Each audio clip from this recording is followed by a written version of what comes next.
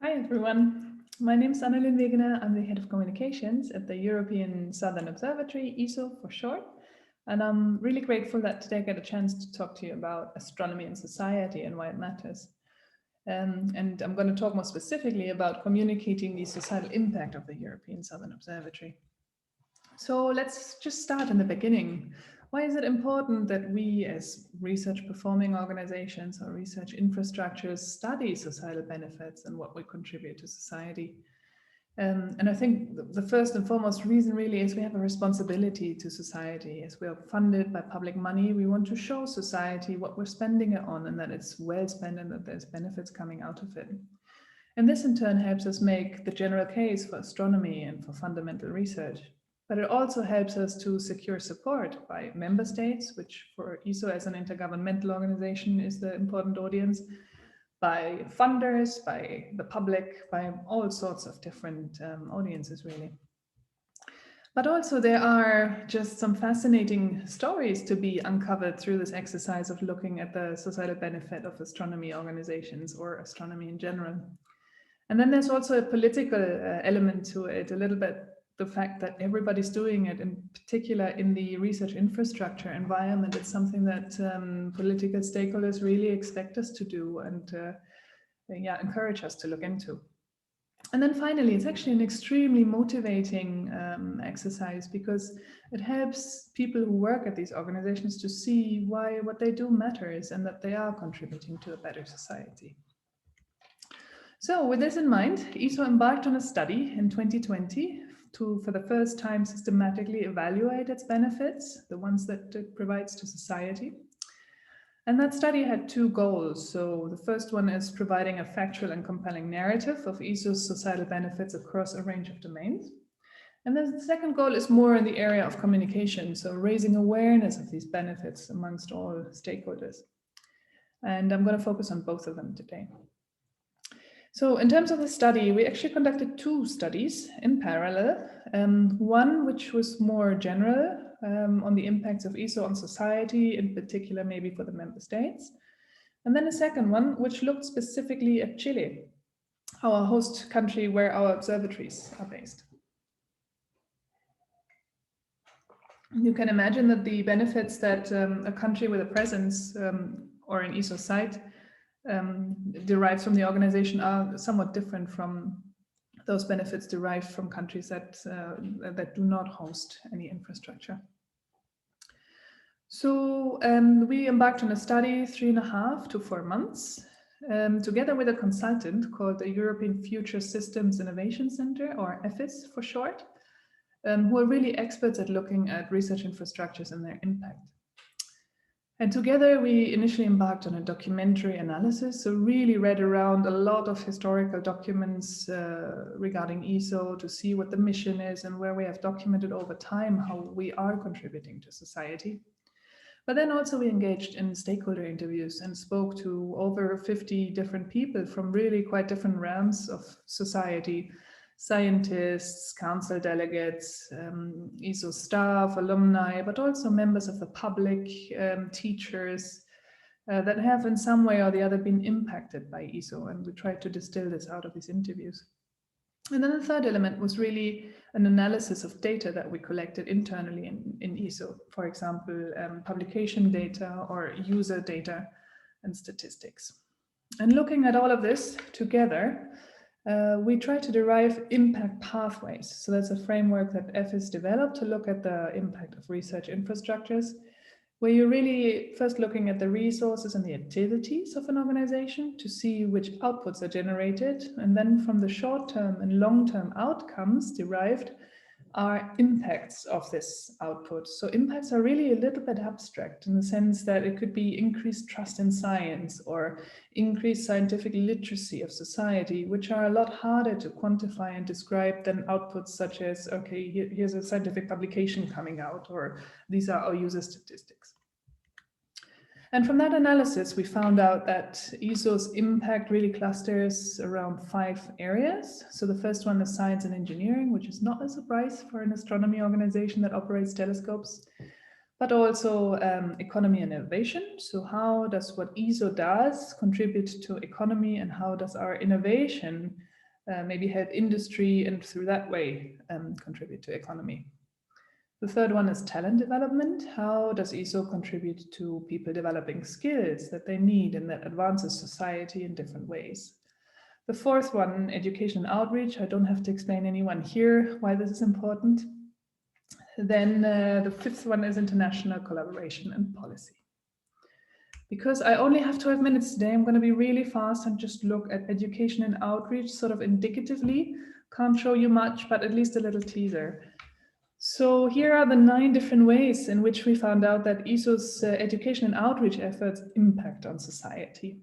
Increasing scientific literacy, promoting STEM careers, increased public support to astronomy and science, contribution to diversity and social inclusion in science, contribution to arts and culture, professionalization of science communication, something that this conference also really contributes to, placing Earth in the context of the universe, so really giving people a bigger context of themselves, their planet, and maybe also the fragility of their planet in the universe.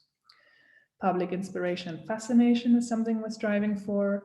And then also shaping national identities as astronomy nations. And the country that really comes to mind here first is Chile, which now uses the slogan almost saying they're the capital of astronomy in the world, because this has impacted so much on their identity and how they perceive themselves. And of course, places like ESO and many other observatories have impacted in this area. So then what data came out of the study? And this is really the numerical indicators I'm looking at now. In the area of outreach and education, there are things like the number of public visitors we receive to the observatories, or the number of times that ESO is mentioned in the press, the social media followers we're reaching regularly, and then also the visitors to the ESO Supernova Planetarium and Visitor Center. But beyond that, we looked at case studies and really took a deep dive into some of the impact areas. For example, here promoting STEM careers, and you can only see little of this on the slide, but what you can see is the different activities that ESO engages in to generate this impact. So organizing astrocamps for students and running workshops for teachers, producing teaching kits, engaging in events such as Girls' Day, where we're bringing girls on site to be exposed to professions that are traditionally male-dominated, and then also the contribution to science teacher journals such as Science in School and other educational platforms such as Space Scoop.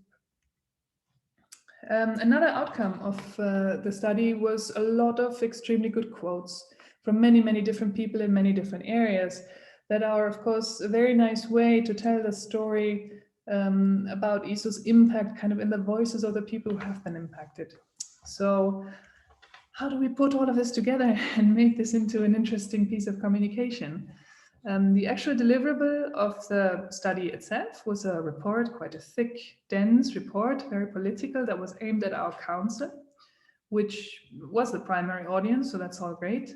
But we also felt that a lot of the stories in there and a lot of the material was relevant for other people, and that we wanted to reach decision makers and funders with it more generally. We wanted to inform the astronomy and engineering communities about it, industry contacts, public, but also ESO staff to really show them, well, your work matters. Here, look at how. So we devised communication campaigns with the goals of allowing people to learn about the value of astronomy and basic research, promoting awareness and the appreciation even of ESO and its impact, maybe even creating a sense of pride in the organization, and certainly building support for it and the extremely large telescope as its big next project. We also were aiming for accountability in the use of public money, and we wanted ESO stakeholders such as council or our staff to be able to go out there and tell our story to all sorts of audiences that maybe we as a communications department can't reach so much. So in terms of activities, what we did first is to distill down this big, not so easily digestible report into something short and very visual, like an executive summary brochure that we produced. And from there on, we tried, well, we used all the channels we have available to get the message out there. So this starts with newsletter announcements and dedicated web pages on ESO and Society on the ESO website, social media campaigns, presentation at conferences like this one. but also developing resources, slide decks and infographics that other people at ESO or people who would like to speak on behalf of ESO can use to get the message out there. We've also organized and continue to organize events for staff virtually at the moment due to the situation, where we talk about the societal impact the organization has. And there's some video material to come out soon as well. So let's take a quick look maybe at the social media campaigns too, because, well, just to illustrate a couple of examples. So we ran 2 campaigns, one internationally in English and one in Chile in Spanish, in which we reached internationally around 200,000 people, a little bit more, and Chile estimated around 80,000 people, with a lot of different content. So we talked about the science discoveries enabled by ESO, we shared numerical indicators in certain impact areas, infographics, but we also told the story about a lot of people that kind of passed through ESO as fellows or other staff, or that have been impacted by ESO in another way, for example, collaborators, industry contacts, and so on. And we also had an interactive element or an engagement element to this, where we asked people to share their story of how ESO impacted their lives, and got some really, really nice stories out of that. So just to wrap up, because such little time, here's some lessons learned. Definitely not enough time for the study, 3.5 to 4 months. If you want to do a deep dive, you need longer, ideally. The importance of data quality and standardization. So a lot of the data that we collected within the organization was not easy to analyze. It was just not in the shape that you could easily draw messages from it. And that's maybe something that we as an organization can work on to be better equipped for these exercises in future. Working with consultants has a huge advantage in the sense that they're experts in evaluating impact of research infrastructures, but they're not experts in the organization. So they had to spend time learning about the organization. And I think the lesson here is that if you bring in consultants, you can't expect them to come in and do the work beginning to end, but that you as people who work at these organizations have to really support them and work hand in hand with the consultants to get the good stories out, to establish the contacts and to give the context. Running 2 campaigns with a different audience and timing and logistics, and then as a consequence also different political messages, has its challenges for sure. But then also there were fantastic engagement opportunities that we found in this that we maybe didn't expect that much. So we got quite a few invitations to speak at conferences, our DG, but also people from other departments, including myself, got a chance to talk about this work, which is really great. The social media engagement with staff and collaborators was really good. And then also we had things that we didn't even expect, where we got contacted by high-level decision takers and funders in some of our member states who got interested in this work and said, well, that looks really interesting. Can we talk to you about it? Or can we have a virtual visit to your observatories to learn more about the organization? So these were things that we didn't expect, but that were really great outcomes. And then for me, having started at ESO just a little over a year ago, and this being the first project that I really worked on with the entire communications department, it was a very rewarding project because everyone could contribute something, and it was a topic we were all excited about. So it was a great start in the organization, more from a personal point of view.